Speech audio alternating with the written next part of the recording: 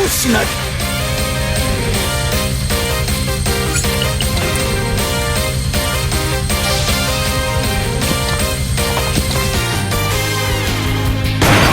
てるとでも思っていたかしら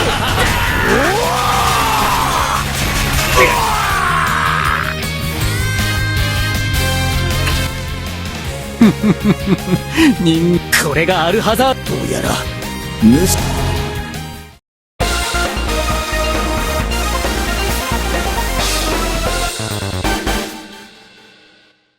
アルハザードはボーゼル様、ダークプリンセスよ。なんとディアナ、光の巫女よ。礼を言う。素晴らしい力ですわ。ところでボーゼル、安心しろ。用が済んだからといって殺したりはしない。彼女にはこれからも協力してもらうとしよう。ディスマ・アインド・カオテーク・ダルクオン・カンテレイル。ディアナ、心配はいらないわ、エルヴィン。ボーゼル様、お姉様、お二人の力になれるなんて、このリアナ、光栄の至りですわ。